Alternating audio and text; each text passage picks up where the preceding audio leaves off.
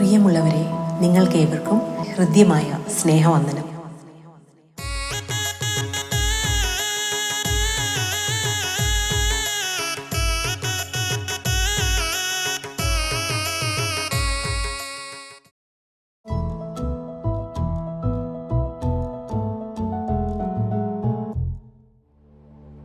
സോഫിയേ, കുറച്ച് കഞ്ഞി കുടിഞ്ഞ എടുക്കേ. ദേ വരുന്നു അച്ഛാ, കുറച്ചൊന്ന് ചൂടാക്കാൻ വെച്ചേക്കുവാ. എല്ലാരും കഞ്ഞി കുടിച്ച് കഴിയാറായി. അവളെ കണ്ടില്ലേ അപ്പ? വെച്ച് നുള്ളിക്കൊണ്ടിരിക്കുക. അച്ചാച്ചന്റെ കാര്യം നോക്കിയാൽ മതി, എനിക്കറിയാം കഞ്ഞി കുടിക്കാൻ.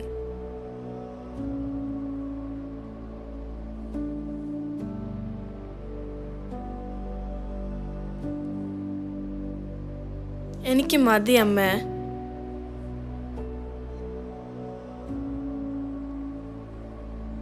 ലേശം അച്ചാർ കുടിഞ്ഞെടുക്കണേ. ഉണ്ടായിരുന്ന അച്ചാറെല്ലാം കഴിഞ്ഞു. ഞാൻ അച്ചാനോട് പറയാനിരിക്കുമായിരുന്നു. പിന്നെ ഇനി വാങ്ങുമ്പോൾ നാരങ്ങ വാങ്ങിയാൽ മതി, അതാവുമ്പോൾ അന്നമോളും കഴിച്ചോളും.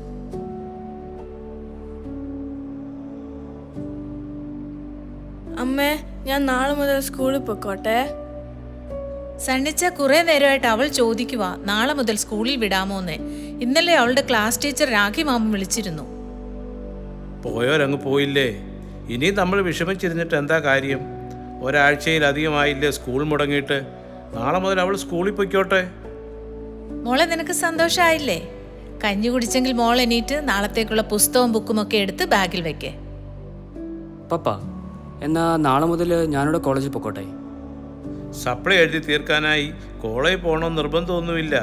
പഠിക്കാനാണെങ്കിൽ നിനക്ക് ഇവിടെ ഒരു തടസ്സവുമില്ലല്ലോ.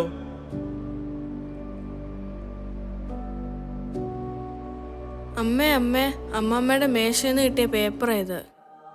എവിടെ? ഇങ്ങെടുത്തേ മോളെ, അമ്മ നോക്കട്ടെ.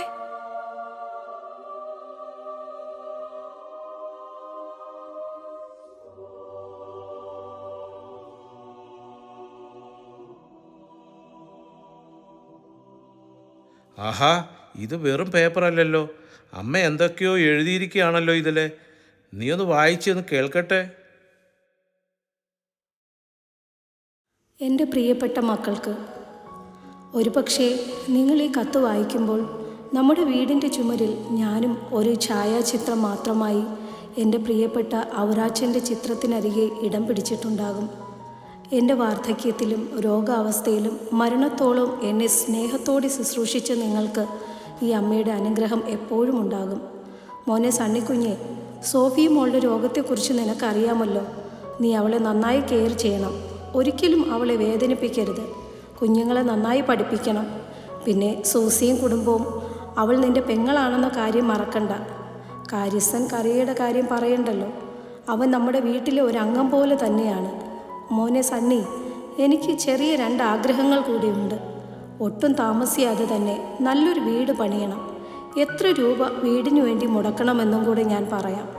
നമ്മുടെ വീടിൻ്റെ പണി ആരംഭിക്കുന്നതിന് മുമ്പ് തന്നെ നമ്മുടെ നാട്ടിൽ സ്വന്തമായി കിടപ്പാടമില്ലാത്ത ഒരാളിനെ കണ്ടെത്തി നല്ലൊരു വീട് പണിത് കൊടുക്കണം.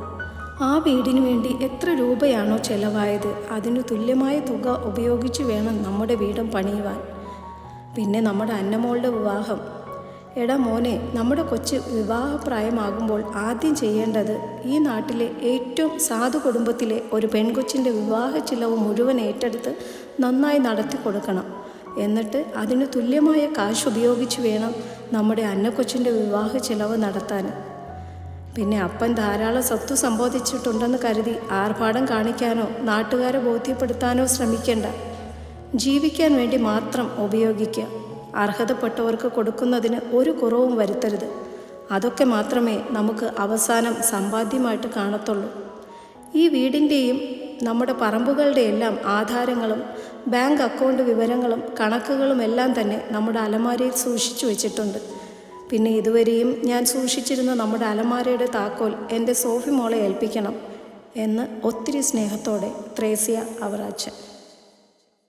കണ്ടില്ലേ, നമ്മുടെ അമ്മയ്ക്ക് നമ്മളോടുള്ള സ്നേഹവും കരുതലും. നിനക്കൊരിക്കലെങ്കിലും എൻ്റെ അമ്മയെ മനസ്സുകൊണ്ട് സ്നേഹിക്കാൻ കഴിഞ്ഞിട്ടുണ്ടോ? ഒരമ്മയുടെ സ്നേഹവും കരുതലും തിരിച്ചറിയാൻ വൈകിപ്പോയ മഹാപാപിയാണ് അച്ഛാ ഞാൻ. ആ പാദത്തിലൊന്ന് കെട്ടിപ്പിടിച്ച് മാപ്പപേക്ഷിക്കാൻ പോലും അവസരം തരാതെ പോയല്ലോ സണ്ണിച്ച നമ്മുടെ അമ്മ. ജീവനോടെ ഇരുന്നപ്പോൾ അമ്മയെക്കുറിച്ച് കുറ്റം മാത്രമല്ലേ നീ പറഞ്ഞിട്ടുള്ളൂ. മക്കൾക്ക് വേണ്ടി ജീവിക്കുന്നതിനിടയിൽ സ്വയം ജീവിക്കാൻ മറന്നു പോകുന്നവരാടി അപ്പനും അമ്മയും. ആ, മരണത്തിന് ശേഷം മനസ്സിലാക്കിയിട്ടും സ്നേഹിച്ചിട്ടും എന്താ കാര്യം? വേണ്ട സണ്ണിച്ച, എനിക്കിനി ജീവിക്കണ്ട. ഓർക്കും തോറും എന്നോട് തന്നെ എനിക്ക് വെറുപ്പ് തോന്നുന്നു. ദൈവം പോലും എന്നോട് പൊറുക്കില്ല അച്ഛാ. അമ്മേ കരയല്ലേ അമ്മേ? പപ്പ അമ്മേനോട് കരയില്ലേന്ന് പറ പപ്പ. നീ ഒന്ന് സമാധാനിക്കേ. എല്ലാം കഴിഞ്ഞില്ലേ. ഇനി ആവശ്യമില്ലാതെ അതും ഇതും ഒക്കെ പറഞ്ഞ് നിന്റെ രോഗം കൂട്ടണോ? തൽക്കാലം എൻ്റെ സോഫി മോള് മെഡിസിനൊക്കെ എടുത്ത് കഴിച്ച് കിടന്നുറങ്ങാൻ നോക്കേ. ഇനി നീ കഴിഞ്ഞ കാര്യങ്ങളൊന്നും ഓർക്കണ്ട. എങ്ങനെയാ അച്ഛാ അതൊക്കെ എനിക്ക് മറക്കാൻ കഴിയുന്നേ? സണ്ണിച്ച പറ, ഞാൻ എങ്ങനെയാ മറക്കുന്നേ? ഫെയ്ത്ത് ബീറ്റ്സ് മീഡിയ അവതരിപ്പിക്കുന്നു പ്രായശ്ചിത്തം.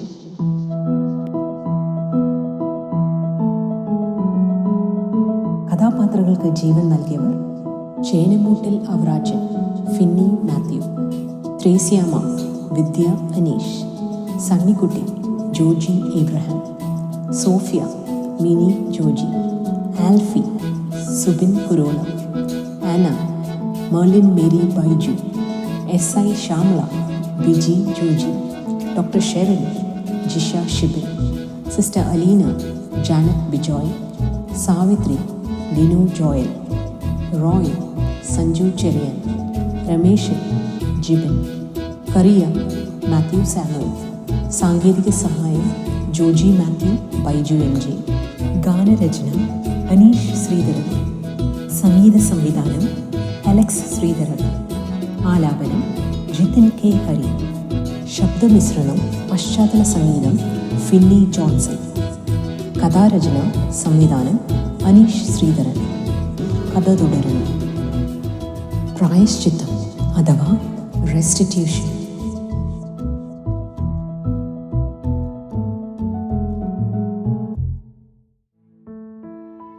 അമ്മയുടെ വേർപാടിൽ മുറിവേറ്റ മനസ്സുമായി കഴിയുന്ന സോഫിയയുടെ ഓർമ്മകളിലൂടെ ഒരു യാത്ര.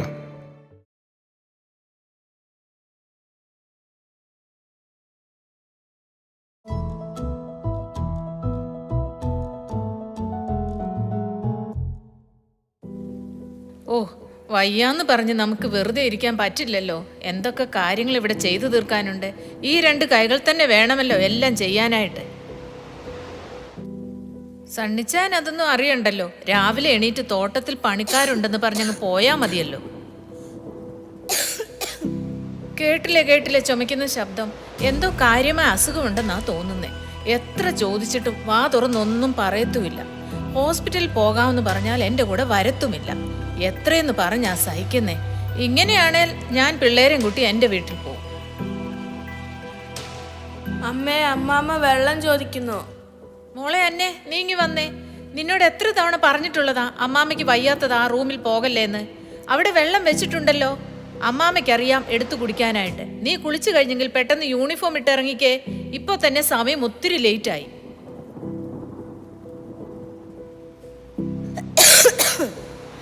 മോളെ, ഫ്ലാസ്കിലെ വെള്ളം തീർന്നതുകൊണ്ടാണ് ചോദിച്ചത്. നിങ്ങളിവിടെ കിടന്ന് ഇങ്ങനെ ഒച്ച വെക്കണ്ട. ഒന്നാമത് നാട്ടുകാർക്ക് പരാതിയാ ഞാൻ നിങ്ങൾക്കിവിടെ സമയത്തിന് ആഹാരം തരുന്നില്ലെന്ന്. അതെങ്ങനാ? നാട്ടുകാർക്ക് നമ്മുടെ കഷ്ടപ്പാട് വല്ലതും അറിയണോ? മോളെ, നീ പെട്ടെന്ന് ടൈം ടേബിൾ നോക്കി ബുക്കൊക്കെ എടുത്തു വെക്കേ. ഞാനിപ്പോൾ റെഡിയായി വരാം.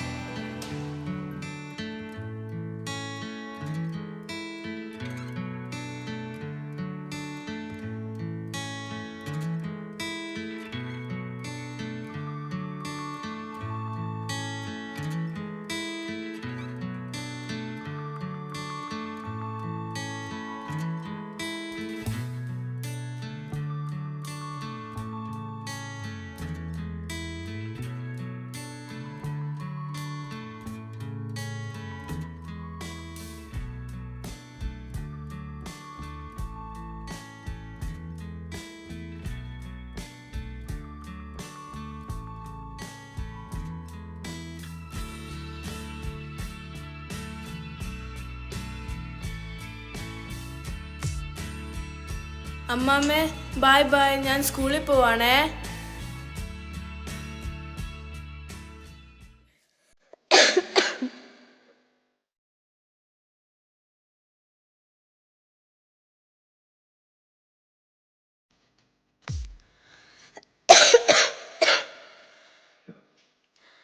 മരുന്നൊക്കെ കഴിക്കുന്ന കൊണ്ടാവും വല്ലാത്ത ദാഹം.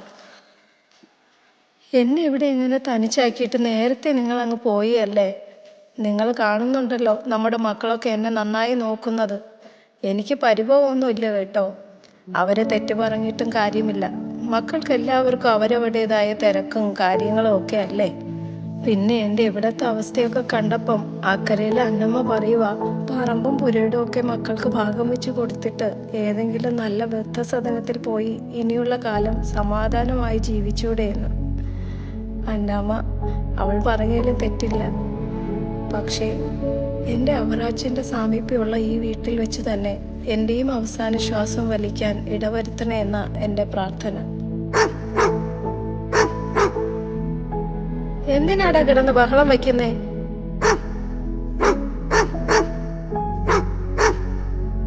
പതിവില്ലാതെ ആരോ വരുന്നുണ്ടെന്നാ തോന്നുന്നേ. ഇവിടെ ആരും ഇല്ലേ? ആരാ ഈ നേരത്ത്? ഇങ്ങ കേറി വാടിയ കുഞ്ഞെ. മോളെവിടെന്നാ വരുന്നേ? ഈ അമ്മയ്ക്ക് ആളെ മനസ്സിലായില്ല.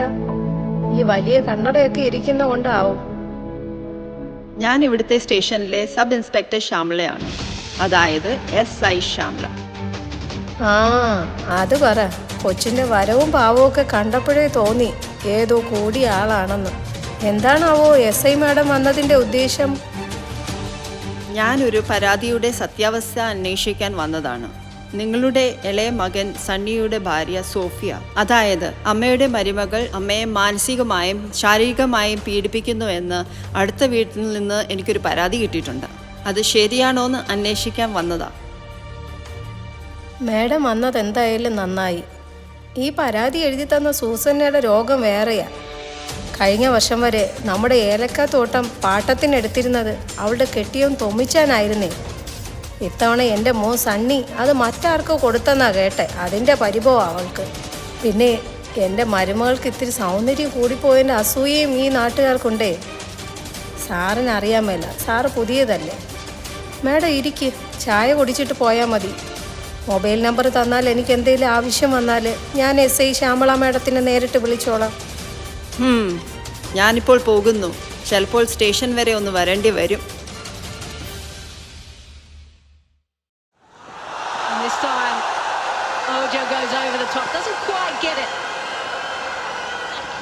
In the nets or even out in the middle after such a long period of time, searching for it instead of waiting and playing the ball under your eyes. Fair enough. It's been a while. And this time Ojo goes over the top, doesn't quite get it. മോനെ, നീ ഇവിടെ ഉണ്ടായിരുന്നോ? ഇത്ര ഉച്ചത്തിൽ TV വെച്ച ഞാൻ വിളിച്ചാ പിന്നെ എങ്ങനെയാ കേൾക്കുന്നേ? വീട്ടിനകത്ത് എന്ത് സംഭവിച്ചാലും നീ അറിയില്ലല്ലോ. നീ അതിന്റെ സൗണ്ട് ഒന്ന് കുറയ്ക്ക്. എൻ്റെ അമ്മമ്മ ഇന്ത്യയുടെ ഫയൽ മാച്ച് നടക്കുക. ഇത്ര സൗണ്ട് ഉണ്ടെങ്കിലേ കളി കാണാൻ ഒരു സുഖമുള്ളൂ. അതേടാ, നീ ഇത്ര ശബ്ദത്തിൽ വെച്ചില്ലെങ്കിൽ ചിലപ്പോൾ ഇന്ത്യ തോറ്റാലോ. നീ അതിന്റെ ശബ്ദം ഒന്ന് കുറച്ചിട്ട് ഈ ഫോണിൽ നമ്മുടെ കാര്യസ്ഥൻ കറിയ കുഞ്ഞിനെ ഒന്ന് വിളിച്ചു തന്നെ.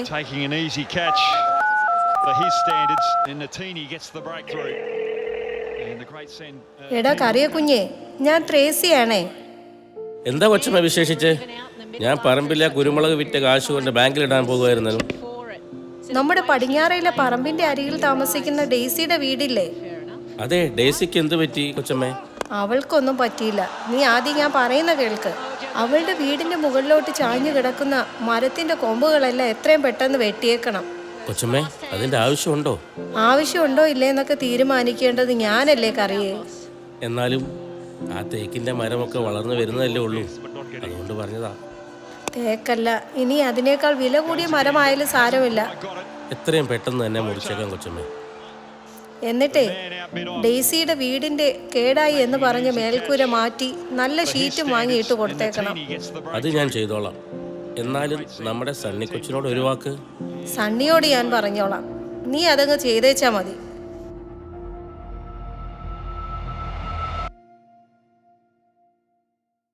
ഇവിടെ നമ്മൾ എത്ര സമ്പാദിച്ചു കൂട്ടിയിട്ടും ഒരു കാര്യമില്ലെന്ന്. ഒന്നും നമുക്ക് കൂടെ കൊണ്ടുപോകാൻ പറ്റില്ലല്ലോ.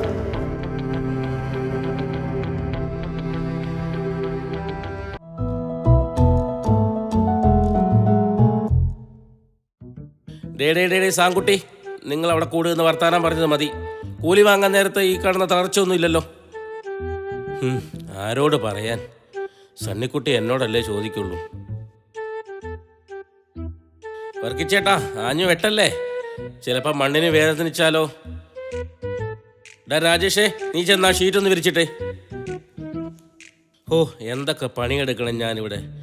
എന്നാലും ത്രേസ്യ കൊച്ചമ്മ പറയുന്ന ഞാനിവിടെ ഒന്നും പണിയെടുക്കുന്നില്ലെന്ന്. ആരാ വരുന്ന പതിവില്ലാതെ? കണ്ടിട്ട് സോഫി കുഞ്ഞാണെന്ന് തോന്നുന്നു. എന്തിനാണാവോ ഈ വഴിക്ക്? ചിലപ്പോ പണിക്കാരുടെ കണക്കെടുക്കാൻ വല്ലോ ആയിരിക്കുമോ? കറിയച്ച, പണിക്കാരിന്ന് കുറവാണല്ലോ. തെങ്ങിന് തടമെടുപ്പ് ഈ ആഴ്ച കൊണ്ട് കഴിയുമോ? തീരും കൊച്ചേ, നാളെ മുതൽ കൂടുതൽ പണിക്കാരെ നിർത്തുന്നുണ്ട്. പിന്നെ കൊച്ചെന്താ പതിവില്ലാതെ തോട്ടത്തിലോട്ട്? അത്യാവശ്യമായി കറിയച്ചനെ കണ്ടൊരു കാര്യം പറയണമെന്ന് തോന്നി, അതുകൊണ്ടാ ഇതുവഴി വന്നേ. എന്നാ പിന്നെ കൊച്ചിന് കുടിക്കാൻ വെള്ളം വല്ലതും എടുക്കട്ടെ? വെള്ളമൊന്നും വേണ്ട കറിയാച്ച, ഞാൻ വന്ന കാര്യം പറയാം. നമ്മുടെ ആൽഫി ഇല്ലേ, അവനെ അധികം താമസിയാതെ ഒരു വിവാഹം കഴിപ്പിക്കണമെന്നാ ഞങ്ങളുടെ തീരുമാനം. മീശ പോലും നന്നായി കേൾക്കാത്ത കൊച്ചു ചെറുക്കനല്ലേ കൊച്ചെ നമ്മുടെ ആൽഫി മോൻ? ആ, നിനക്കതൊക്കെ പറയാം. അവൻ എന്തൊക്കെയോ ചില ചുറ്റിക്കളികളുള്ളതായ ഒരു സൂചന കിട്ടിയിട്ടുണ്ട്. കൊച്ചമ്മ, അതിപ്പോൾ നമ്മുടെ നാട്ടിലെ ട്രെൻഡല്ലേ ഈ അറേഞ്ച് പ്രണയ വിവാഹം? എല്ലാ വലിയ വീടുകളിലും അതല്ലേ ഇപ്പം നടക്കുന്നത്. നമ്മുടെ ആ ചാർലിയുടെ മോനും അങ്ങനെയല്ലേ കെട്ടിയേ? ആ, അതാ എനിക്കിപ്പോ പേടി. ആ രീതിയൊന്നും എൻ്റെ വീട്ടിൽ വേണ്ട. അവൻ്റെ താഴെ ഒരു പെൺകൊച്ചാ നിൽക്കുന്നേ. അതുകൊണ്ടാ എത്രയും പെട്ടെന്ന് തന്നെ വേണമെന്ന് പറഞ്ഞേ. കറിയാച്ചൻ്റെ അറിവിൽ ഏതെങ്കിലും പാവപ്പെട്ട വീട്ടിലെ UK-യിലോ കാനഡയിലോ മറ്റോ ഉള്ള പെൺപിള്ളേരുണ്ടെങ്കിൽ പറ. അതാവുമ്പോൾ അവൻ അവിടെ ചെന്ന് സുശേഷ വേലയും ചെയ്യാമല്ലോ. സത്യം പറഞ്ഞാൽ അവൻ്റെ കുഞ്ഞുനാളിൽ ഞങ്ങൾ അവനെ മിഷനറി ആക്കാമെന്ന് നേർന്നിട്ടും കൂടിയുള്ളതാ. കൊച്ചാ പറഞ്ഞത് 100% ശരിയാ. എനിക്കറിയാവുന്ന പലരും ഇപ്പം UK-യിലോട്ടല്ലേ മിഷൻ ട്രിപ്പ് തന്നെ പോകുന്നത്. നമുക്ക് വലിയ ഡിമാൻഡ് ഒന്നുമില്ല കേട്ടോ. അത്യാവശ്യം ദൈവഭയവും നല്ലവണ്ണം അമ്മയപ്പന്മാരെ നോക്കുന്നവളും കൂടെ ആയിരിക്കണം.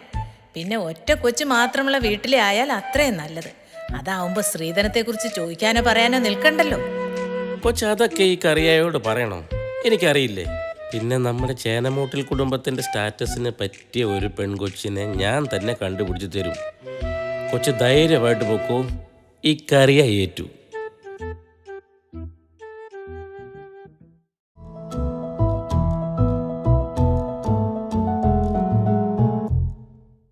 മഷി ഇട്ട് നോക്കിയാൽ പോലും ഒരു നല്ല വാർത്ത കാണാനില്ല. എല്ലാ ദിവസവും പീഡനവും കൊലപാതകങ്ങളും മാത്രമേ കാണാനുള്ളല്ലോ. സോഫി, നമ്മുടെ മോൻ ഇന്നും കറുത്ത ടീഷർട്ട് തന്നെ ആണല്ലോ ഇട്ടുകൊണ്ട് പോയേക്കുന്നേ. ആരോട് പറയാൻ? എത്ര പറഞ്ഞാലും കേൾക്കില്ല. ഇന്ന് ടൗണിൽ മന്ത്രിമാരുടെ പ്രോഗ്രാം എന്തൊക്കെയോ നടക്കുന്നത് പത്രത്തിൽ കൊടുത്തിരിക്കുന്നു. എന്താടാ കൈസരെ കിടന്ന് ഒച്ച ഉണ്ടാക്കുന്നത്? ഇന്ന് ആഹാരമൊന്നും കിട്ടിയില്ലോടാ നിനക്ക്? സണ്ണിച്ചോ, ഇവിടെ ആരുമില്ലേ? ആഹാ, നിങ്ങളായിരുന്നോ? കേറി വന്നാ പോരായിരുന്നോ? ഇരിക്കെ രമേശ, റോയി ഇരിക്കെ. സണ്ണിച്ച, എന്തൊക്കെയുണ്ട് വിശേഷം? നല്ല വിശേഷം. പിന്നെ ഇങ്ങനെ പോയാൽ നമ്മളെ പോലുള്ള കർഷകർ റബ്ബർ മരം മുറിച്ച് വിൽക്കുകയെ നിവർത്തിയുള്ളൂ. കണ്ടില്ലേ, വീണ്ടും വില കുറയാൻ സാധ്യതയുണ്ടെന്ന്. അച്ഛൻ ഒന്നുകൊണ്ട് പേടിക്കണ്ട. ഇലക്ഷൻ ഒന്നും വന്നോട്ടെ, റബ്ബറിന്റെ വില 300 മുകളിൽ പോകും. സോഫിയെ, നല്ല 2 ചായ ഇഞ്ഞെടുത്തേ. 2 അല്ല 3 എടുത്തോ. ഓ, ചായ ഒന്നും എടുക്കണമെന്നില്ല അച്ഛാ. സണ്ണിച്ചാൻ ഇപ്പൊ പഴയതുപോലെ ആ വഴിക്കൊന്നും കാണാറേയില്ലല്ലോ. ഓ, എന്തോ പറയാനാ. അപ്പനില്ലാത്തതിൻ്റെ ബുദ്ധിമുട്ട് സത്യത്തിൽ ഇപ്പോഴാണ് ഞാൻ മനസ്സിലാക്കുന്നത്. എല്ലായിടത്തും ഈ ഞാൻ തന്നെ ഓടി എത്തണ്ടേ. പിന്നെ സണ്ണിച്ച, ഞങ്ങൾ വന്ന കാര്യം പറയാം. സണ്ണിച്ചാൻ അറിവുള്ളതാണല്ലോ നമ്മുടെ നാട്ടിലെ ആദ്യത്തെ സാംസ്കാരിക കൂട്ടായ്മയായ സ്നേഹദീപം. അവറാച്ചൻ മുതലാളിയുടെ കൂടെ പരിശ്രമത്തിൻ്റെ ഫലമായി ആരംഭിച്ചതാണിത്. അതിൻ്റെ വാർഷിക സമ്മേളനം ഇങ്ങനെ അടുത്ത് വരുന്ന സമയത്ത് സണ്ണിച്ചാൻ തന്നെ അതിൻ്റെ കമ്മിറ്റിക്കൊന്നും വരാതെ ഇങ്ങനെ മാറി നിൽക്കുന്നത് ഒട്ടും ശരിയായ കാര്യമല്ല. അല്ല, സണ്ണിച്ചാൻ ഇനി അഥവാ എന്തെങ്കിലും അഭിപ്രായ വ്യത്യാസം ഉണ്ടെങ്കിൽ തന്നെ അതെല്ലാം പരിഹരിച്ച് നമ്മളൊക്കെയല്ല കൂടെ നിന്ന് ഈ പരിപാടിയൊക്കെ വിജയിപ്പിക്കേണ്ടത്. റോയിയുടെ രമേശിന്റെ മക്കളൊക്കെ സുഖമായിരിക്കുന്നല്ലോ അല്ലേ? എല്ലാവരും സുഖമായിട്ടിരിക്കുന്ന ചേച്ചി. ഞാൻ ഇങ്ങോട്ടാ പോരണേന്ന് പറഞ്ഞപ്പോൾ ലേഖയ്ക്ക് എന്നോടൊപ്പം വരണമെന്നാ പറഞ്ഞു. ഞങ്ങൾക്കും അങ്ങോട്ടൊക്കെ ഇറങ്ങണമെന്നുണ്ട്. സമയം കിട്ടണ്ടേ രമേശ? എന്നാൽ നിങ്ങളിരിക്കെ, കിച്ചണിൽ കുറച്ച് ജോലിയുണ്ട്. ഞാനിതാ വരുന്നു കേട്ടോ. നമ്മൾ പറഞ്ഞു വന്ന കാര്യം വിട്ടുപോയി. സ്നേഹദീപത്തിൻ്റെ കീഴിൽ ഈ നാട്ടിലെ പാവങ്ങൾക്കെല്ലാം വീട് വെച്ചു കൊടുത്തു. എത്രയോ സാധുക്കളുടെ വിവാഹങ്ങൾ നടത്തി കൊടുത്തു. അങ്ങനെ പറഞ്ഞാൽ തീരാത്ത എത്രയെത്ര കാര്യങ്ങളാണ് നമ്മൾ ചെയ്തത്. അതാ പറഞ്ഞ സണ്ണിച്ച, നമ്മൾ ഒരുമിച്ച് നിന്നാൽ ഇനിയും അതുപോലെയൊക്കെ ചെയ്യാൻ കഴിയുമെന്ന് എനിക്ക് ഉറപ്പുണ്ട്. നിങ്ങൾ ഇങ്ങോട്ട് വന്നതേ അപ്പുറത്തെ ലോനപ്പൻ ചേട്ടനോ മറ്റോ കണ്ടായിരുന്നോ? ഇല്ല അച്ഛാ, ഞങ്ങളെ ആരും കണ്ടില്ല. എന്തു പറ്റി? അതേതായാലും നന്നായി. തൽക്കാലം നിങ്ങൾ ഇവിടെ വന്ന കാര്യം ആരും അറിയണ്ട. ഇനി ഇത് മതി നിങ്ങളോട് വിശദീകരണം ആവശ്യപ്പെടാൻ. റോയിയും രമേശനും അല്ലേ? എത്ര നാളായി മക്കളെ നിങ്ങളെയൊക്കെ കണ്ടിട്ട്. എല്ലാവരും ഒക്കെ സുഖമായിരിക്കുന്നുണ്ടല്ലോ. ഞങ്ങളെല്ലാവരും സന്തോഷമായിട്ടിരിക്കുന്നു. വല്യമ്മയ്ക്ക് ഇപ്പോൾ എങ്ങനെ ഇരിക്കുന്നു? എന്ത് പറയാനാ മക്കളെ, വയസ്സും പ്രായമൊക്കെ ആയില്ലേ. ദൈവത്തിൻ്റെ കരുണയാൽ എണീറ്റിങ്ങനെ നടക്കുന്നു. ഞങ്ങൾ സ്നേഹദീപത്തിൻ്റെ ഒരു കാര്യം സംസാരിക്കാൻ വേണ്ടി ഇങ്ങോട്ട് ഇറങ്ങിയതാ. അതേതായാലും നന്നായി. ഞാൻ അകത്തിരുന്ന് എല്ലാം കേൾക്കുന്നുണ്ടായിരുന്നു മക്കളെ. നാടിൻ്റെ നന്മയ്ക്ക് വേണ്ടി ഇത്തരം കൂട്ടായ്മകൾ നിലനിൽക്കുക തന്നെ വേണം. ഇത്തവണത്തെ വാർഷിക പരിപാടിയിൽ ചേനമൂട്ടിൽ അവറാച്ചൻ മകൻ സണ്ണിയുടെ വകയായി സമൂഹ വിവാഹം കൂടെ ഉൾപ്പെടുത്തിക്കോ. പിന്നെ എൻ്റെ സണ്ണിക്കുഞ്ഞ് എല്ലാ നല്ല കാര്യത്തിന് നിങ്ങളോട് കൂടെ ഉണ്ടാകും. ധൈര്യമായിട്ട് പൊയ്ക്കോ മക്കളെ നിങ്ങൾ.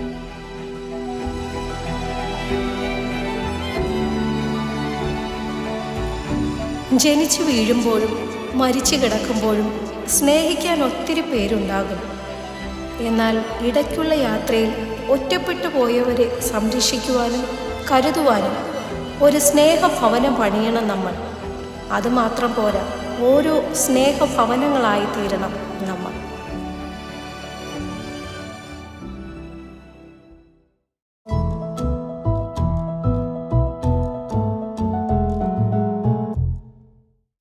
അച്ചായ, സമയം എത്രയായെന്ന വിചാരം? കണക്ക് നോക്കിയത് മതി, വന്ന് കിടക്കാൻ നോക്ക്. നീ കിടന്നോളൂ, എനിക്ക് കുറച്ചുകൂടി കണക്ക് നോക്കി തീർക്കാനുണ്ട്.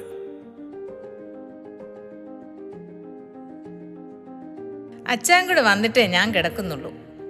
അച്ചാൻ ഇപ്പൊ പഴയതുപോലെ എന്നോട് ഒരു സ്നേഹവും ഇല്ല. രാത്രിയാവുമ്പോൾ ബുക്കും എടുത്ത് വെച്ചോണ്ടിരുന്നാ മതിയല്ലോ. നീ കിടന്നേ ശൃംഗരിക്കാൻ കണ്ട നേരം. അച്ചായ ഞാനൊരു കാര്യം പറഞ്ഞ അച്ഛൻ സമ്മതിക്കുമോ? ആ, അങ്ങനെ വഴിക്ക് വാ. ഈ ചുറ്റിക്കളി കണ്ടപ്പോഴേ തോന്നി എന്തോ കാര്യം സാധിക്കാനുള്ള പുറപ്പാടാണെന്ന്. 10-25 വർഷമായില്ലേ ഞാനിത് കാണാൻ തുടങ്ങിയിട്ട്. ആദ്യം കാര്യം പറ നീ. അച്ചാൻ അറിയാലോ, നമ്മുടെ പിള്ളേരൊക്കെ വലുതായി വരികയല്ലേ. പ്രത്യേകിച്ച് എൻ്റെ കിഡ്നി മാറ്റിവെച്ച ശേഷം പഴയതുപോലെ ഓടി നടന്ന് ജോലി ചെയ്യാനൊന്നും എന്നെ കൊണ്ടാവില്ല. പിന്നെ അച്ചായനോട് എത്ര നാളായി ഞാൻ പറയുന്നു നമുക്കൊരു ചെറിയ വീട് വേണമെന്ന്.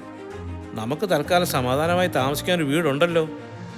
സ്വന്തമായൊരു വീട് വേണമെന്നാ പറഞ്ഞേ. അല്ലെങ്കിൽ തന്നെ ഈ വീട് അമ്മ നമുക്ക് എഴുതി തന്നിട്ടൊന്നുമില്ലല്ലോ. ഇതുവരെ സ്വന്തമായിട്ട് എന്തെങ്കിലും സേവിങ്സ് ഉണ്ടോ നമുക്ക്? ഈ കാണുന്ന പറമ്പും സ്ഥലവും ഒക്കെ നമുക്കും അവകാശപ്പെട്ടതല്ലേ. അച്ചായൻ എന്തെങ്കിലും ശ്രദ്ധിക്കാറുണ്ടോ? എത്ര തേങ്ങയാ വെട്ടുന്നേ, എത്ര ടൺ അവക്കാടയാ കയറ്റി അയക്കുന്നേ, ഈ വിറ്റ് കിട്ടുന്ന കാശിൽ എന്താ ചെയ്യുന്നേ? അല്ല, അത് നോക്കാൻ മാത്രം നിങ്ങളുടെ അമ്മയ്ക്ക് ഒരു അസുഖവും ഇല്ല. ഇതിനെല്ലാം കൂട്ടിനാ കാര്യസ്ഥൻ കറിയും. പിന്നെ നിങ്ങൾ ഇപ്പോഴും കുഞ്ഞെന്നാ അമ്മയുടെ വിചാരം. അതേടി, അപ്പനമ്മമാർക്ക് മക്കൾ എന്നും ചെറിയ കുട്ടികൾ തന്നെ. അതൊക്കെ ശരിയായിരിക്കാം. നമുക്കൊരു പെൺകൊച്ചും വളർന്നു വരുന്ന കാര്യം അറിയാമല്ലോ.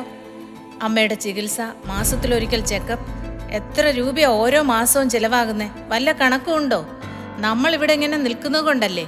ഒന്നുകിൽ ആ ദുബായ്ക്കാരി സൂസിയും ക്ലീറ്റസും ഇവിടെ വന്ന് നിന്ന് അമ്മയെ നോക്കട്ടെ, അല്ലെങ്കിൽ അവരെന്താന്ന് വെച്ചാൽ ചെയ്തോളും. അമ്മയുടെ കാര്യത്തിൽ അവർക്ക് ഉത്തരവാദിത്വം ഉണ്ടല്ലോ. അല്ല, ഇത്രയൊക്കെ പറയാൻ വേണ്ടി ഇപ്പൊ ഇവിടെ എന്താ ഉണ്ടായേ? എത്ര നാളായി ഞാൻ ചോദിക്കുന്നു, എല്ലാ മാസവും ചെക്കപ്പിന് കൊണ്ടുപോകാനായിട്ട് നമ്മുടെ അമ്മയ്ക്ക് എന്താ അസുഖമെന്ന്. അല്ലെങ്കിൽ ചെക്കപ്പിന് പോകുമ്പോൾ എന്നെ കൂടെ കൊണ്ടുപോയാൽ എന്താ കുഴപ്പം? അല്ല, അഥവാ അങ്ങനെ പറയാൻ പറ്റാത്ത അസുഖം വല്ലതുമാണെങ്കിൽ ഞാനും പിള്ളേരും എന്ത് ധൈര്യത്തിലായി ഈ വീട്ടിൽ കഴിയുന്നേ? ഇങ്ങനെയാണെങ്കിൽ എനിക്കും ചില തീരുമാനങ്ങൾ എടുക്കേണ്ടി വരും. നിർത്തടി നിന്റെ വർത്തമാനം. ഇനി ഒരു അക്ഷരം പോലും എൻ്റെ അമ്മയെക്കുറിച്ച് മിണ്ടി പോരുത്. നാളെ നീ ജോലിക്ക് പോകണ്ട. അന്നയെ സ്കൂളിൽ വിട്ട ശേഷം നമുക്ക് ഒരുമിച്ച് അമ്മയെ ചികിത്സിക്കുന്ന ഡോക്ടറെ കാണാനൊന്ന് പോകണം. എൻ്റെ അമ്മയുടെ അസുഖം എന്താണെന്ന് അറിഞ്ഞാൽ നിനക്ക് സമാധാനമാകുമല്ലോ. അതിനുശേഷം നിനക്ക് ഇഷ്ടമുള്ള എന്ത് തീരുമാനവും എടുക്കാം. തടയില്ല നിന്നെ ഞാൻ.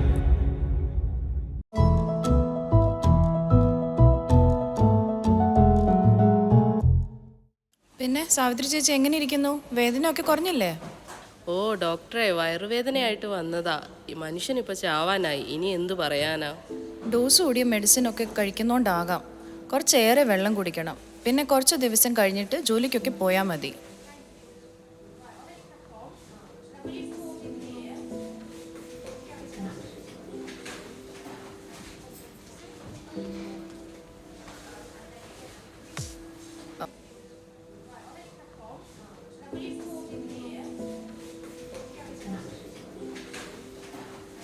വേദനയ്ക്കുള്ള മരുന്നാണ്. പെയിൻ ഉള്ളപ്പോൾ മാത്രം കഴിച്ചാൽ മതി. മറ്റു ബുദ്ധിമുട്ടൊന്നും ഇല്ലെങ്കിൽ 1 മാസം കഴിഞ്ഞിട്ട് പിന്നെയും കാണാം.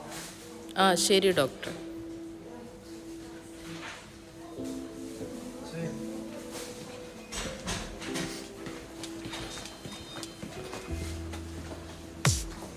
അലീന സിസ്റ്ററെ, കുറച്ച് നാളായി നോയമ്പൊക്കെ എടുത്ത് പ്രാർത്ഥിക്കുന്നെന്ന് കേട്ടല്ലോ. കല്യാണം വല്ലതും ആയോ? ഏയ്, കല്യാണം കഴിക്കാൻ പ്രായമൊന്നും ആയിട്ടില്ല എനിക്ക്. വെറുതെ പ്രാർത്ഥിക്കണം എന്ന് തോന്നി, അത് തന്നെ. വെറുതെ എന്തിനാ നോമ്പ് നോക്കി പ്രാർത്ഥിക്കുന്നേ? ഡോക്ടർക്ക് അറിയാലോ, എനിക്ക് ഇത്ര വർഷം ഇവിടെ ജോലിക്ക് കയറിയിട്ട് എന്നിട്ടും ഇതുവരെ ഒരു പ്രൊമോഷനും ഇൻക്രിമെൻറ്റും കിട്ടിയിട്ടില്ല. OPയുടെ കാത്രീന സിസ്റ്ററാണ് പറഞ്ഞത്, നോയമ്പെടുത്ത് പ്രാർത്ഥിച്ചാൽ എല്ലാം ശരിയാവും. ഇത് തന്നെ അസിസ്റ്റന്റ് ആഗ്രഹമെങ്കിൽ കുറച്ച് ആൾക്കാരെ കയ്യോ കാലോ ഒക്കെ ഒടിയാൻ പ്രാർത്ഥിക്കുക. ഹോസ്പിറ്റൽ ബിസിനസ് ഒക്കെ കൂടിയാലല്ലേ നമ്മുടെ MDക്ക് കാശോ പ്രൊമോഷനോ ഒക്കെ എടുത്ത് തരാൻ പറ്റത്തുള്ളൂ.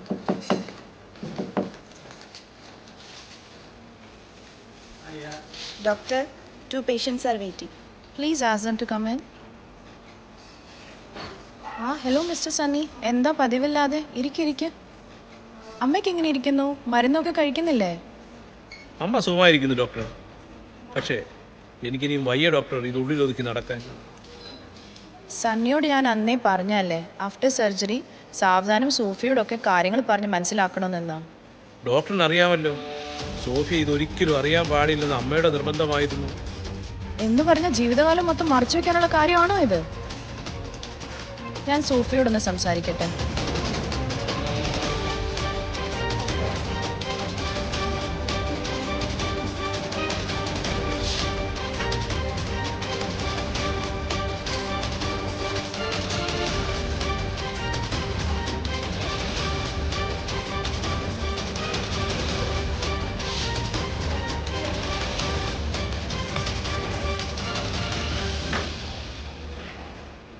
നോക്ക് മിസ്റ്റർ സണ്ണി, ഓപ്പറേഷന് ശേഷം നിങ്ങൾ കാര്യങ്ങളൊക്കെ പറഞ്ഞ് മനസ്സിലാക്കാമെന്ന് എന്നോട് പറഞ്ഞുകൊണ്ട് മാത്രമാണ് ഞാൻ അന്നേ ഈ കാര്യങ്ങൾ പറയാതിരുന്നത്. നിങ്ങളിത് കാണിച്ചത് ഒരിക്കലും അംഗീകരിക്കാൻ പറ്റാത്ത കാര്യങ്ങളാണ്. Both patients can have mental issues because of this. Now it's too late. Doctor, അത് അമ്മയ്ക്കും പറയാൻ കാരണങ്ങളുണ്ടാകാം. തൻ്റെ ദാനമാണെന്ന് അവളുടെ ജീവിതം എന്നറിയുന്നത് തൻ്റെ മരുമകൾക്ക് ചിലപ്പം കുറച്ചിലാന്ന് തോന്നിയേക്കാം. എന്ന് കരുതിയാകാം ഒരു പക്ഷേ അമ്മ പറയണ്ടാന്ന് പറഞ്ഞത്. സത്യം പറഞ്ഞാൽ സോഫി ഈ കാര്യങ്ങൾ അറിഞ്ഞപ്പോൾ മുതൽ വളരെ ഡിപ്രസ്ഡ് ആണ്. She will need counselling mister Sunny.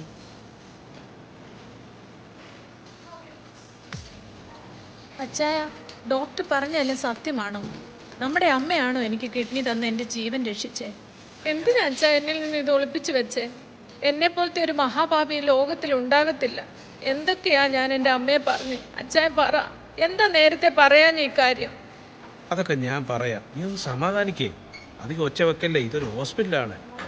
ഇല്ല അച്ഛാ, ഞാൻ ഒച്ച വെക്കില്ല. പക്ഷെ അച്ചായൻ ഒരു കാര്യത്തിന് എനിക്ക് അനുവാദം തന്നേ മതിയാകൂ.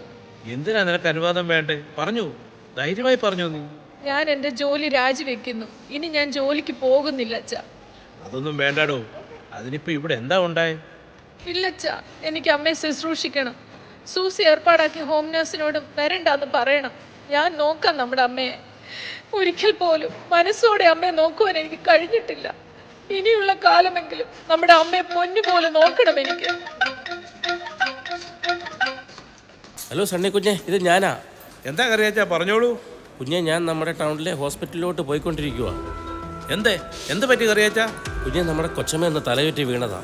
ആ സമയത്ത് നമ്മുടെ പണിക്കാരുണ്ടായിരുന്നതുകൊണ്ട് പെട്ടെന്ന് ഞാൻ കൊച്ചമ്മ എടുത്ത് നമ്മുടെ കാറിൽ തന്നെ കയറ്റി ഹോസ്പിറ്റലിലോട്ട് വിട്ടു. കറിയാച്ചാ, എങ്ങനെ ഇരിക്കുന്നു അമ്മയ്ക്കിപ്പം? ഞങ്ങൾ ഇതാ തിരിച്ചു, ഉടനെ അങ്ങ് എത്തിയേക്കാം. സണ്ണി കുഞ്ഞെ, തൽക്കാലം വിഷമിക്കാനായിട്ടൊന്നുമില്ല. നീ വീട്ടിൽ ചെന്നിട്ട് അത്യാവശ്യ സാധനങ്ങൾ എടുത്ത് വന്നാൽ മതി. അല്ലെങ്കിൽ തന്നെ എന്തെങ്കിലും അത്യാവശ്യത്തിന് ആൽഫിമോൻ ഞങ്ങളുടെ കൂടെ ഉണ്ടല്ലോ. ശരി അറിയാച്ചാ, ഞങ്ങൾ അങ്ങ് വന്നേക്കാം. അച്ഛാ, എന്ത് പറ്റി നമ്മുടെ അമ്മയ്ക്ക്? പറയച്ച, എന്താ പറ്റിയേ? വാ, പെട്ടെന്ന് അങ്ങോട്ട് പോകാം നമുക്ക്. നീയും കേട്ടതല്ലേ, തല ചുറ്റി വീണതാന്നാ കറിയാച്ചൻ പറഞ്ഞേ. നീ പെട്ടെന്ന് വാ, നമുക്ക് വീട്ടിൽ പോയിട്ട് വേണം ആശുപത്രിയിലോട്ട് പോകാൻ.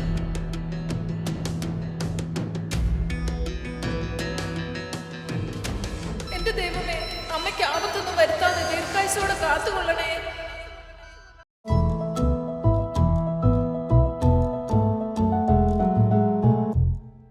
സോഫിയേ, അമ്മയ്ക്ക് ആവശ്യമുള്ള ഡ്രസ്സൊക്കെ ഇനി എടുത്തേ.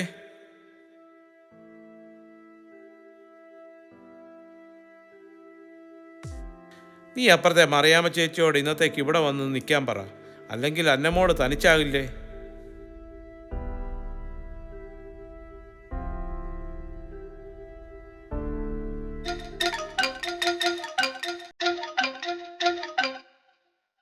അറിയാച്ചാ, ഞങ്ങൾ ഇതാ ഇറങ്ങാൻ പോവാ. മോനെ സണ്ണിക്കുഞ്ഞെ, ചിലതൊക്കെ നമ്മൾ സഹിച്ചല്ലേ പറ്റത്തുള്ളൂ. അറിയാച്ചാ, കാര്യം എന്താണെന്ന് വെച്ചാൽ തെളിച്ചു പറ. അമ്മയ്ക്കിപ്പോൾ എങ്ങനെ ഇരിക്കുന്നു? നീ തിരക്ക് കൂട്ടി ഇപ്പം ഇങ്ങോട്ട് വരേണ്ട കാര്യമില്ല. നമ്മുടെ എല്ലാമായ കൊച്ചമ്മ പോയടാ മക്കളെ.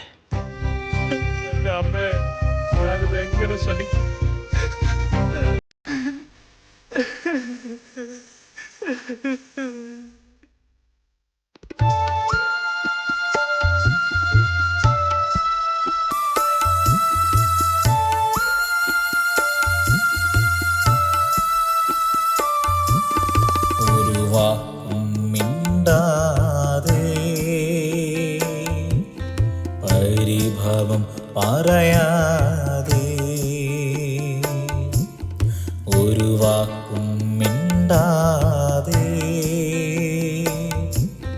പരിഭവം പറയാതെ എങ്ങോ പറന്നു പോയമ്മ കിളി എന്നെ തനിച്ചാക്കി മരത്തിൽ. എങ്ങോ പറന്നു പോയമ്മ കിളി എന്നെ തനിച്ചാക്കി മരത്തിൽ. ലാലാലലാ ലാലാലലാ ലാലാലലാ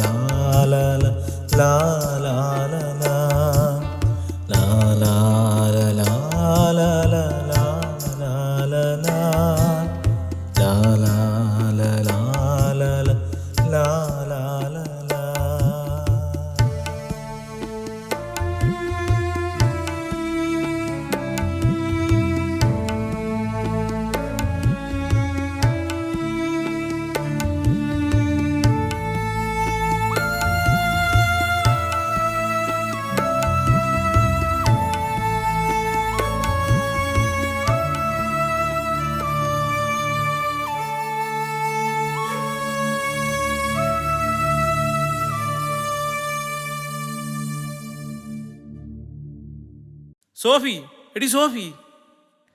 എന്തേ എന്തേ അച്ഛാ, ഞാൻ എവിടെയാ? അമ്മ, നമ്മുടെ അമ്മയെ ഞാനിപ്പോ കണ്ടല്ലോ. എവിടെ പോയിച്ചാ നമ്മുടെ അമ്മ? എനിക്കിപ്പോ അമ്മയെ കാണണം. നീ നന്നായി വേർക്കുന്നുണ്ടല്ലോ. അതാ പറയുന്നേ, ആവശ്യമില്ലാത്ത ഒന്നും ഓർക്കല്ലെന്ന്. ഇല്ലച്ചാ, ഇനി ഞാൻ ആ പഴയ കാര്യങ്ങളൊന്നും ഓർക്കില്ല. ഇപ്പോഴാ എൻ്റെ സോഫി മോള് നല്ലൊരു കുട്ടിയായേ. നീ നാളെ മുതൽ തന്നെ ജോലിക്ക് പോയിക്കോ. ഇവിടെ ഇങ്ങനെ തനിച്ചിരിക്കുമ്പോഴാവശ്യമില്ലാത്ത ഓരോ ചിന്തകൾ തോന്നുന്നേ. ഇല്ല ഇല്ലച്ചാ, എന്നെ ജോലിക്ക് പോകാനായി നിർബന്ധിക്കരുത്. ഞാൻ പോകുന്നില്ല. ആ, അതേതായാലും നന്നായി. വൈകിയാണെങ്കിലും എൻ്റെ മോൾക്ക് നല്ല ബുദ്ധി തോന്നിയല്ലോ. ഡോക്ടർ പ്രത്യേകം പറഞ്ഞതാ നിനക്ക് നല്ല റെസ്റ്റ് അത്യാവശ്യമാണെന്ന്. ഞാൻ മറ്റു ചില തീരുമാനങ്ങൾ കൂടെ എടുത്തു അച്ഛാ. അച്ഛനത് സമ്മതിക്കണം. സമ്മതിച്ചേ മതിയാകൂ. നീ ആദ്യം കാര്യം പറയടോ, എന്നിട്ടല്ലേ സമ്മതിക്കുന്നേ? അമ്മയുടെ ആഗ്രഹം പോലെ സ്നേഹദീപത്തിന്റെ കീഴിൽ ആശ്രയമില്ലാത്ത മാതാപിതാക്കളെ സംരക്ഷിക്കുന്നതിനായി ഒരു സ്നേഹഭവനം തുടങ്ങണം. അതൊക്കെ നല്ല കാര്യം തന്നെ. പക്ഷെ ഇപ്പൊ നമുക്ക് കെട്ടിടമോ മറ്റു സാഹചര്യങ്ങളോ ഒന്നും ഇല്ലല്ലോ. തൽക്കാലം നമ്മുടെ ഈ വീട് തന്നെ ധാരാളം. ഒരമ്മയ്ക്ക് പകരം 1000 അമ്മമാരെ സംരക്ഷിക്കുകയും സ്നേഹിക്കുകയും ചെയ്യണം എനിക്ക്. എൻ്റെ തെറ്റുകൾക്ക് പ്രായശ്ചിത്തമായിട്ടെങ്കിലും.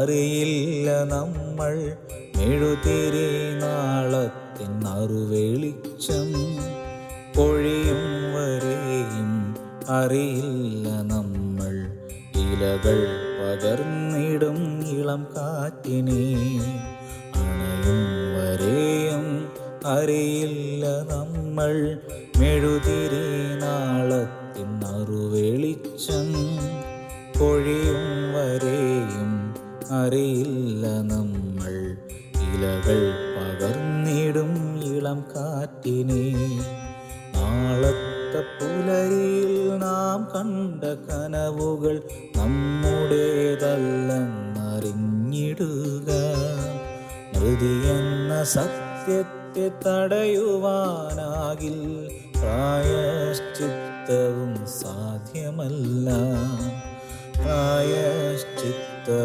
സാധ്യമല്ല പ്രായശ്ചിത്തവും സാധ്യമല്ല.